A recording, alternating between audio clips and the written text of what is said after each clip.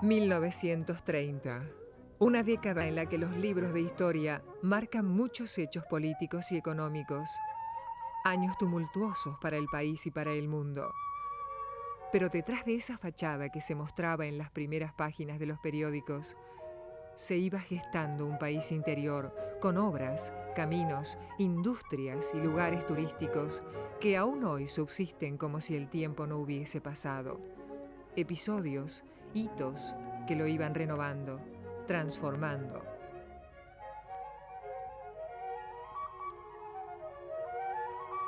Más de una vez, Domingo Faustino Sarmiento se preguntó: ¿quiénes somos? ¿Somos nación? ¿Cuáles son nuestros límites? Interrogantes que lo mortificaron desde joven, y ya en el ocaso de su vida, en sus últimas páginas, seguía preguntando: ¿somos nación? Nación sin amalgama de materiales acumulados, sin ajuste ni cimiento. ¿Argentinos? Sería bueno darse cuenta de hasta dónde y desde cuándo.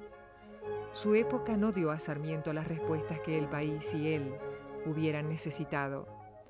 ¿Hasta qué punto ayudan a responder esos interrogantes los sucesos de 1930?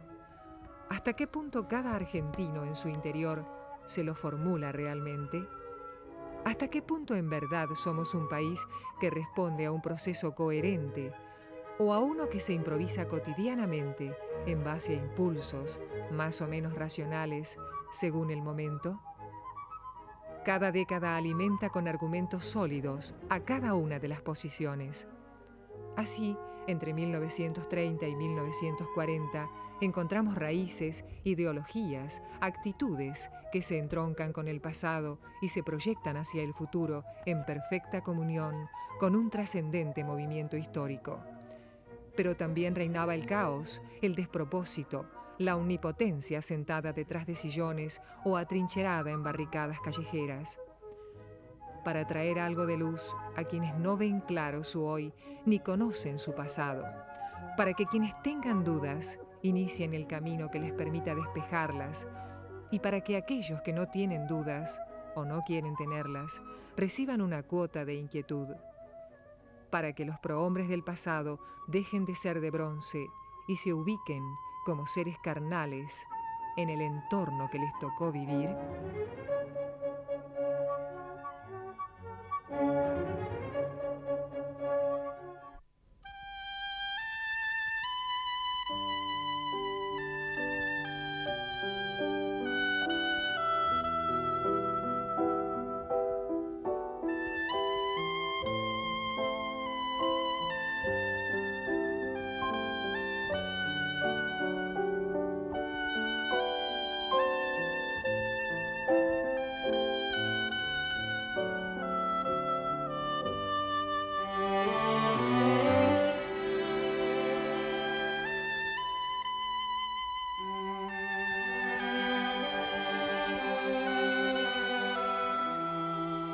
En ese país que crecía el impulso de explotaciones rurales y fábricas urbanas, los trabajadores tenían muy particulares formas de organización.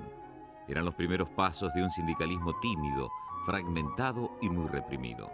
Existían 3 centrales sindicales que intentaban captar a la masa obrera: la Federación Obrera Regional de origen comunista, la Unión Sindical Argentina de cierta tendencia anarquista y la Confederación Obrera Argentina, donde militaban los socialistas. La necesidad de unificarse era reclamada por varios gremios desde 1927, pero las discusiones, las idas y venidas eran constantes y el tiempo pasaba sin que se unificara la clase trabajadora. Si entre los dirigentes la comunicación no era fácil, entre las bases era todavía más difícil. Tendría que ocurrir un hecho externo y extremo de tal magnitud que obligara a deponer intereses sectoriales. Ese episodio desencadenante fue la toma del poder por parte de Uriburu y su secuela de padecimientos, represión y desocupación. Así, el 27 de septiembre de 1930 se constituía la Confederación General del Trabajo de la República Argentina. Andrés Cabona, quien fuera el primer tesorero de la flamante institución, recuerda hoy los primeros momentos, la formación y las primeras normas de sus estatutos.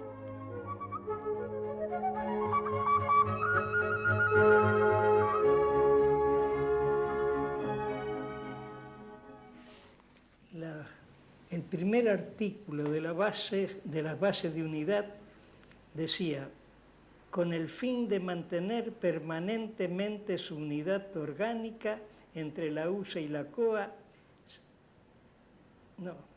orgánica y la armonía entre sus miembros, la central obrera que resulte del acuerdo entre la USA y la COA será independiente de todos los partidos políticos y las organizaciones ideológicas. En tal virtud, no se inmiscuirá en la forma de encarar los problemas que en sus respectivas esferas agitan a estos, y en reciprocidad reclamará para la organización sindical la observancia de una conducta igualmente respetuosa. Particularmente los trabajadores afiliados gozarán de la más completa libertad compatible con sus deberes y derechos sindicales para desarrollar las actividades que mejor satisfagan sus aspiraciones de renovación social. Ese era el nexo que mantenía la unidad de los trabajadores, ¿no? En esa reunión se dio el nombre de Confederación General del Trabajo a propuesta del miembro de la Unión Sindical Argentina, José Milani, y a propuesta del miembro de la Unión Ferroviaria y de la COA, Bernardo Becerra, se le agregaron las palabras de la República Argentina. Son los padrinos de la CGT. En esa reunión se eligió la mesa directiva integrada por el secretario general Luis Cerutti, el tesorero El que habla, prosecretario Alejandro Silvetti de la USA, como yo, y protesorero José Negri de la COA también, y ferroviario. Ahí nació la CGT.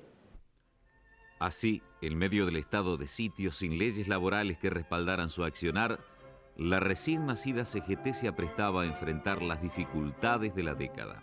Andrés Cabona recuerda hoy las primeras conquistas alcanzadas.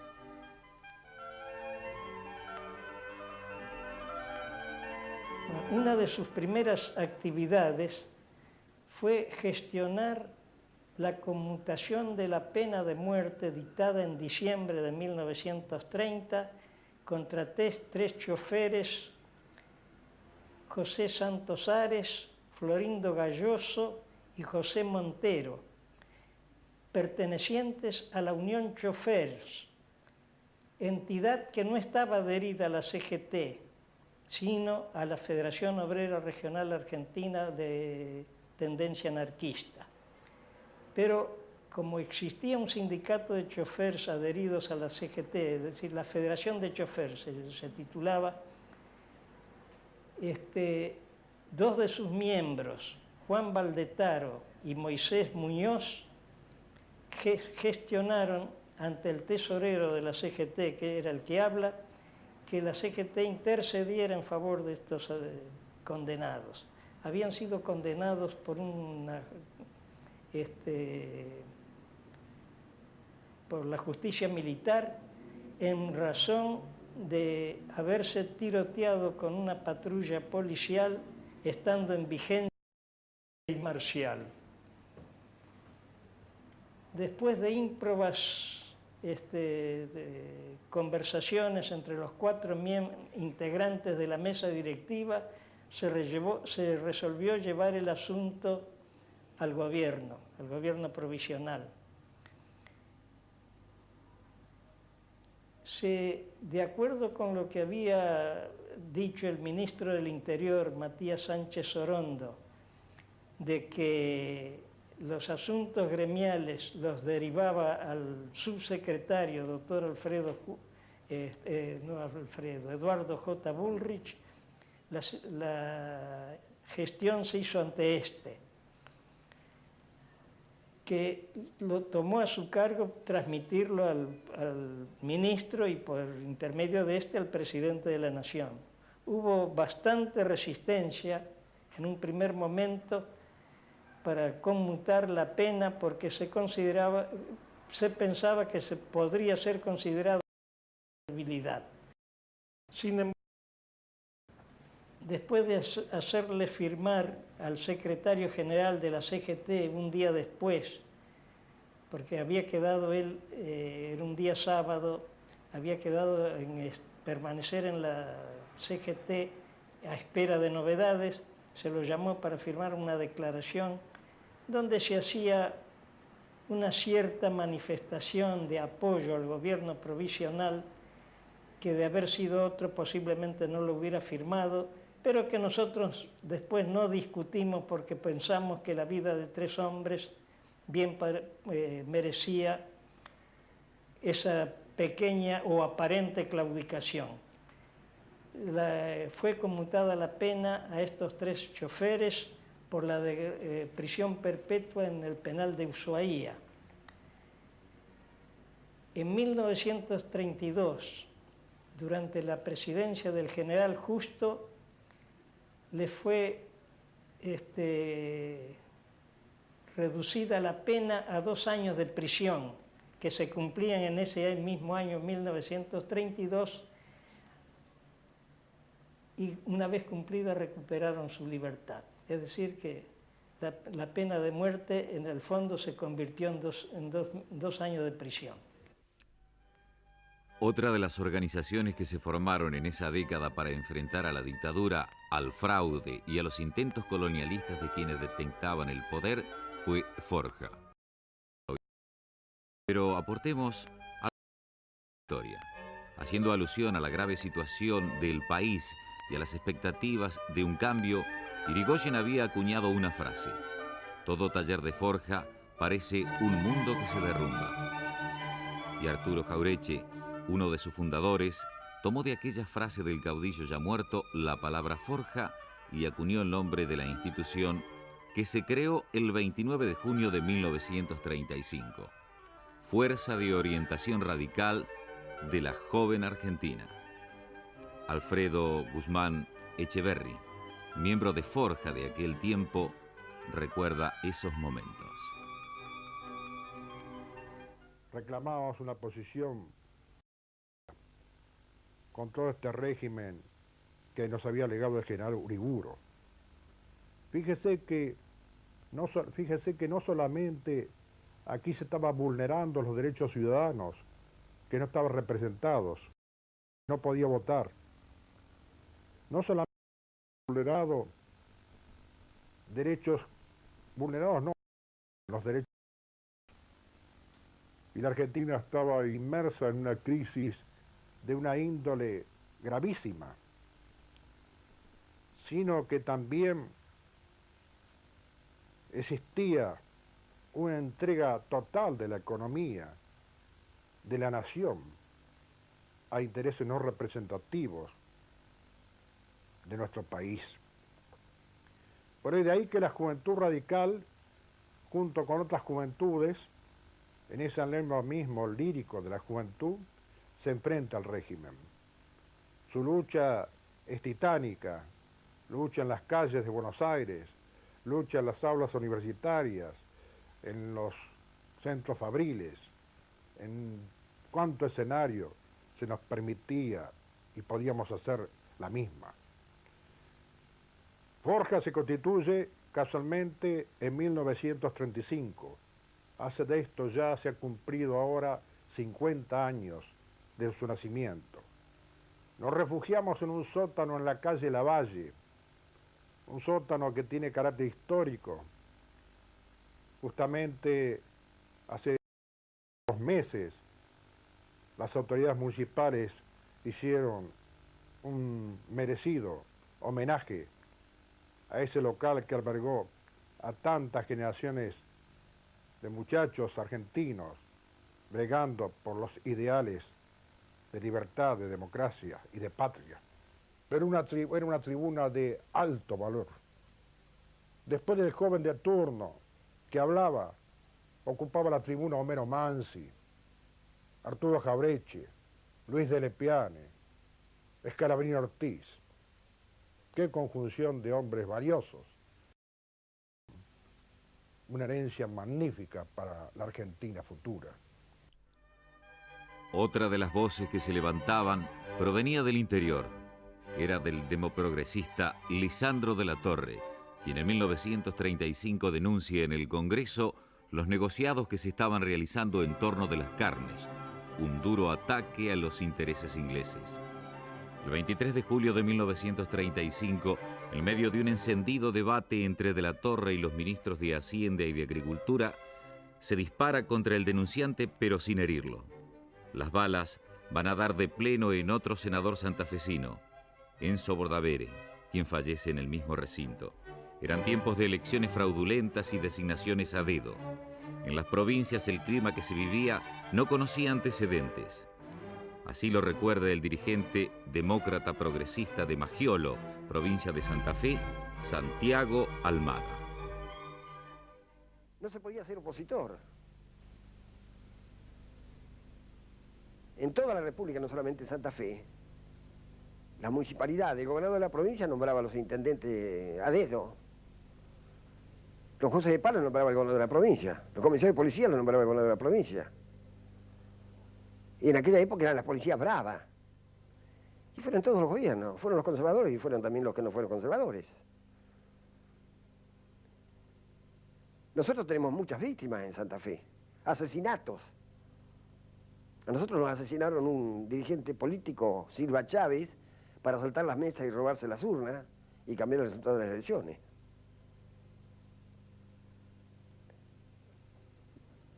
En 1934, de 34 tampoco, fue en 1938 al 40. Se eligió una fórmula radical antipersonalista en Santa Fe, yo era fiscal, y el presidente, el hijo del presidente, que era el intendente municipal del pueblo, vino a la mesa debajo del brazo con un montón de 20, 15 o 20 libretas de enrolamiento y dijo al presidente de mesa, póngale, votó y se acabó. Yo no mire qué le iba a decir. No le podía decir nada.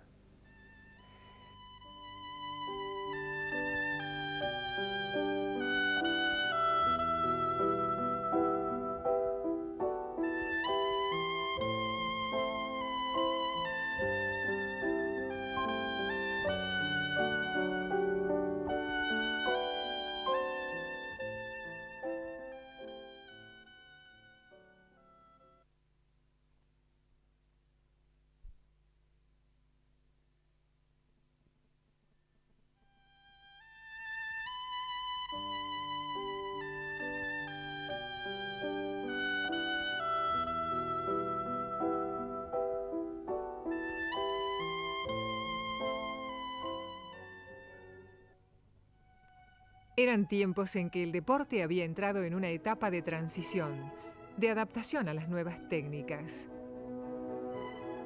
Eran épocas en que empezaba a circular el nombre de un boxeador con personalidad, Justo Suárez, el Torito de Mataderos. El turf, verdadera fiesta social para todas las clases, estaba gestando otro nombre, Irineo Leguizamo, quien encabezaba las estadísticas de jockeys. Pero no pudo ganar este gran premio Carlos Pellegrini de 1938, al que asistió, como era de rigor, el presidente de la Nación, doctor Roberto M. Ortiz.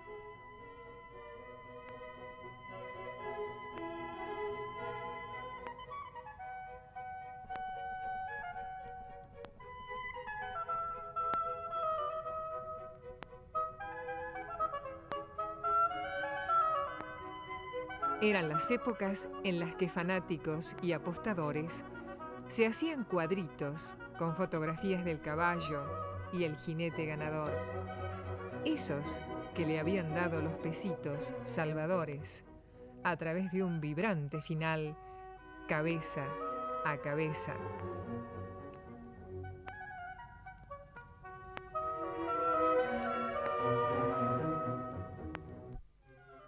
Otro lugar que era centro de atracción social, también para todas las clases sociales porteñas, seguía siendo el puerto de Buenos Aires. Por allí llegaban y se iban los visitantes famosos. Y en esos años se gestaban pactos políticos y comerciales con otras naciones americanas. El 22 de mayo de 1935 llega el presidente de Brasil, Getúlio Vargas. Como siempre hubo barcos ornamentados, banderines y sonar de sirenas. En Dársena Norte, una vez descendido del acorazado Sao Paulo, Getúlio Vargas es recibido por el presidente Agustín P. Justo. El viaje en coche decapotado hasta el centro de la ciudad era también inevitable.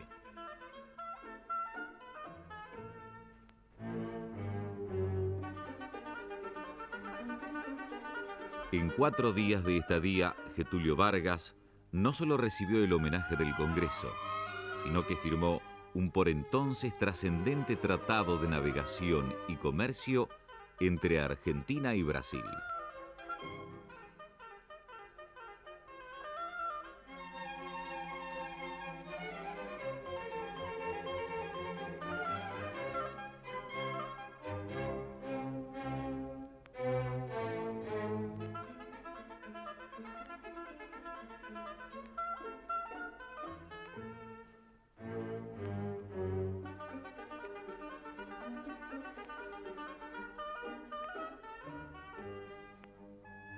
Todas las conversaciones entre ambos mandatarios y el significado político del viaje estaban signados por el enfrentamiento entre Bolivia y Paraguay en la denominada Guerra del Chaco y la necesidad de traer paz a este continente.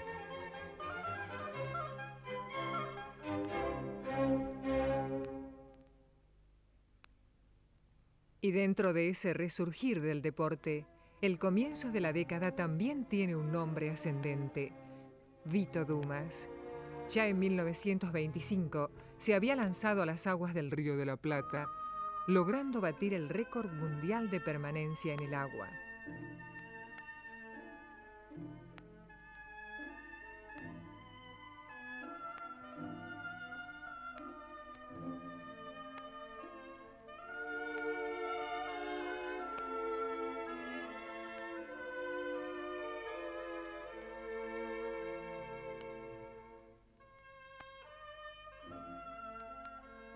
Pero amante de todos los deportes, también obtenía triunfos en atletismo, jabalina, salto en alto, lanzamiento de la bala y el disco.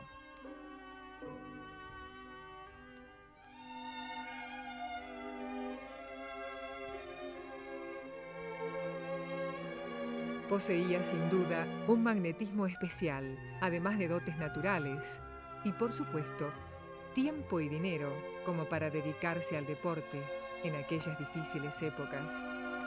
Pero la verdadera pasión de Vito Dumas es la náutica, y con una secreta idea en mente, parte en 1931 en viaje a Europa, donde recorre Francia, Italia y España. Buscaba el barco de sus sueños y apoyo financiero para lanzarse a la aventura. Finalmente, luego de varios meses, encuentra ambas cosas. El barco que lo cautivó, que le dio la seguridad como para lanzarse a todo tipo de aventuras marinas, estaba anclado en el puerto de Arcachon, Francia, y tenía un nombre corto: Lec. Tras 4 meses de febriles preparativos, mantenidos en secreto, la embarcación estuvo alistada. El 13 de septiembre de 1931, Vito Dumas, con su Lec, inician la primera aventura de quien cobraría fama como el navegante solitario. Antes de partir, escribió: «Voy en este mundo materialista a realizar una empresa romántica que sirva de ejemplo a la juventud».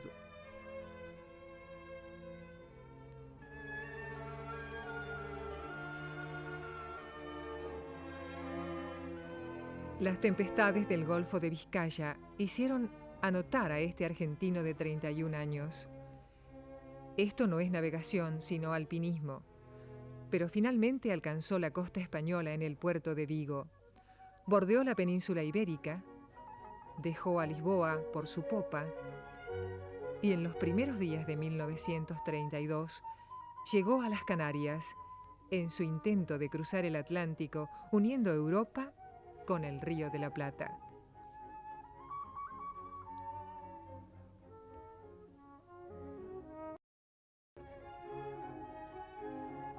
Diez días de descanso reparador y nuevamente Vito Dumas se hace al mar.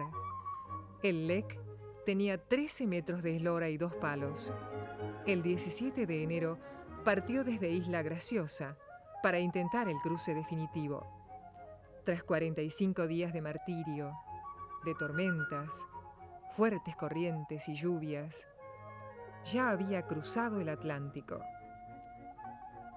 Un temporal arrojó la embarcación contra las rocosas costas de Brasil, cerca de Río Grande do Sul.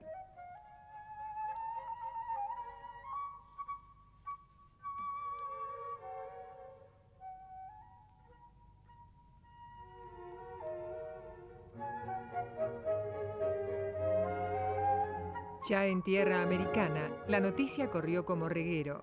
La hazaña ya se concretaba. Preparada nuevamente la nave, parte hacia el puerto de Montevideo, donde llega el 10 de abril. La llegada a Buenos Aires, el 13 de abril de 1932, es relatada así por un noticiero de la época.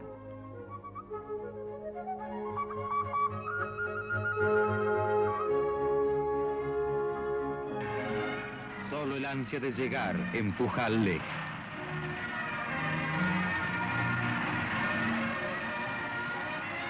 El 13 de abril de 1932, desde la madrugada, una impresionante multitud bajo una fina lluvia de ceniza espera la llegada del vencedor.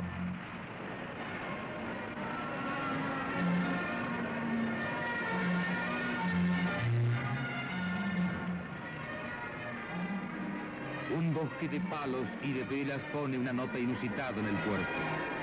Entre aclamaciones y sirenas, pasea la figura del pequeño velero y del modesto héroe.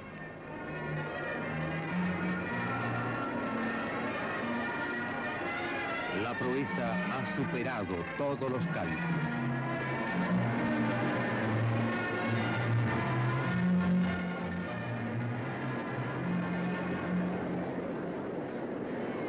Y allá va Vito Dumas, recibido de Lobo de Mar en brazos de la multitud.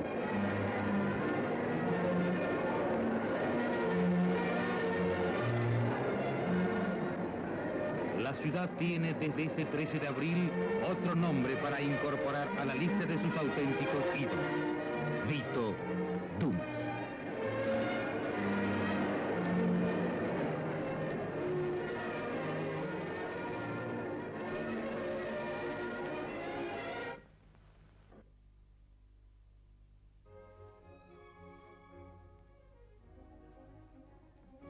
Un mes antes que termine 1936, llega a Argentina el discutido presidente norteamericano Franklin Delano Roosevelt. Lo hace en un marco de la Conferencia Panamericana de Consolidación de la Paz, a la que habían concurrido delegados de la totalidad del continente. Su discurso queda así registrado. Respecto a la sesión inaugural, la voz de Roosevelt es escuchada por todo el continente. No es esta una conferencia cuyas finalidades sean formar alianzas, dividir el botín de guerra, repartir naciones o tratar a los seres humanos como si fuesen piezas de un juego de azar.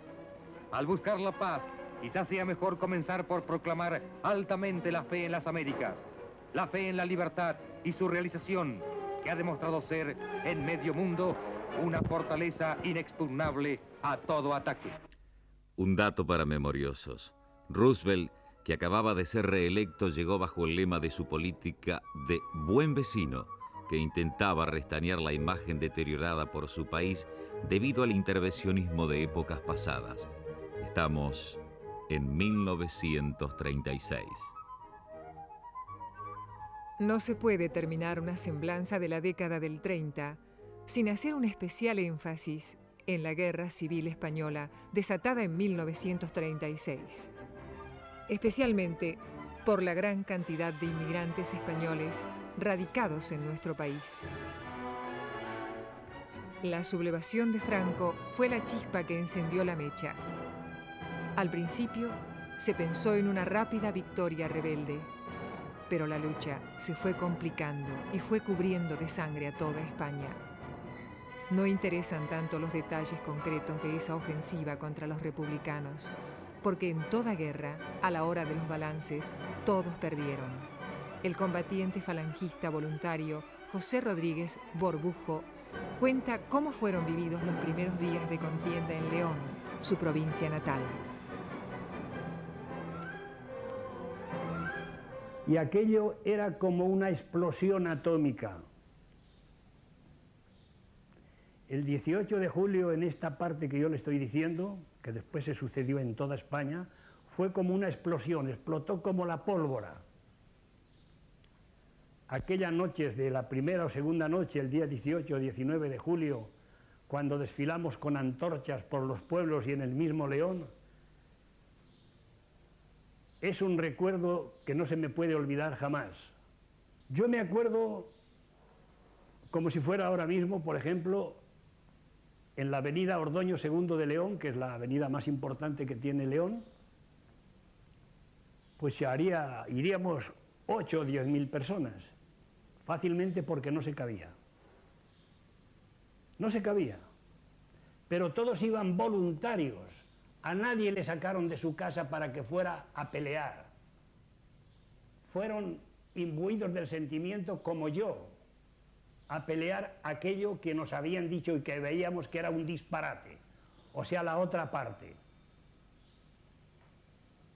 Y lo constatábamos con los crímenes que se cometían constantemente de la otra parte. Quiero hacer constar que los que yo tenía enfrente tenían tanto valor como yo lo tenía. Ellos defendían una causa que creían ellos que era la buena, la pura de ellos. Otro tanto me pasaba a mí que estaba enfrente de ellos. Y como yo, a centenares de miles, porque después España se convirtió en un hormigueo de voluntarios, de un lugar y de otro. Y por eso tardó tanto la guerra. 33 meses y días. Se terminó el día 29 de marzo de 1939 a las 11 de la noche. Estaba de guardia en un lugar que se llama El Plantío, pegando a Madrid, a 3 kilómetros de Madrid, y hay un bar que se llama Bar Anita, en la misma carretera de La Coruña. Allí, en unas trincheras que tenían 3 y 4 y 5 metros de profundidad, ya se había entregado toda la parte de Valencia y quedaban pequeños focos y, naturalmente, de un momento a otro se terminaba. Y ese momento, que serían las 11:30 o las 12 de la noche, jamás se me va a olvidar, porque yo estaba de puesto, yo era sargento, y tenía a mi cargo unos 200 metros aproximadamente, y yo respondía de aquellos 200 metros con la gente que yo tenía, que serían 60 o 70 soldados. Entonces me avisan y me dicen, ahí hay gente que está gritando como locos, que quieren entregarse. Y yo lo comuniqué de inmediato al alto mando, que estaba en un lugar que se llamaba el Palacio Auriol, cerca de Madrid. Era un palacio impresionante, que existe todavía, por supuesto. Ahí no se tocó, no sé por qué, porque donde yo estaba no quedó títere con cabeza. Allí se destruyó todo, no quedó nada, ni paredes. Hasta las traviesas del ferrocarril las empleábamos para hacer las chabolas. Las chabolas eran como pequeños túneles, porque allí nos combatíamos y había la diferencia de 40, 50 metros de unos a otros. El 28 de marzo de 1939 cae Madrid ante las tropas de Franco. Poco antes habían ocupado Barcelona. Eran los últimos reductos de resistencia republicana. Poco después, mientras las noticias de los enviados especiales de diarios porteños afirmaban aterrorizados que Franco fusila a un republicano cada 9 minutos, el generalísimo emitía un lacónico parte: la guerra ha terminado. La tragedia española había costado 600.000 muertos, aunque la represión posterior haría elevar en mucho esta cifra. Varios centenares de miles de españoles buscaron asilo en otros países. Muchos de ellos llegarían a Argentina. ¿Quién ganó? ¿Quién perdió? Responde Braulio Díaz, quien en esa época contaba con 15 años. Los que más hemos perdido la guerra fuimos los que no estuvimos en ella, los que no la hicimos, los que vinimos después y sufrimos las consecuencias de la lucha de 3 años. En mi caso, por ejemplo, dejar los estudios, en el caso de otras personas que conozco aproximadamente lo mismo, y fuimos la generación sacrificada, la generación que después de la guerra tuvo que levantar el país, la que tuvo que pasar las privaciones, la que tuvo que someterse al racionamiento, a todos los inconvenientes que trajo consigo la posterior situación europea que siguió a la guerra española. Otro dato para memoriosos. Mientras el pueblo español se desangraba tanto, fascistas como italianos, como nacionalistas alemanes, vivían como propia esa guerra, en la que también surgieron intereses de Estados Unidos, Inglaterra y la Unión Soviética.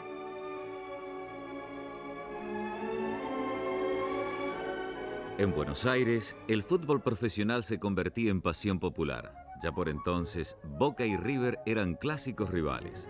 Empezaban los domingos, ravioles al mediodía y fútbol a la tarde. Boca Juniors estaba al frente de las contrataciones, aunque Independiente descollaba a Arciño-Rico y en River Peuchele y Moreno. Fútbol, box, automovilismo y turf. 4 pasiones populares para un pueblo que quería olvidar una realidad amarga, tanto en su país como en el mundo entero.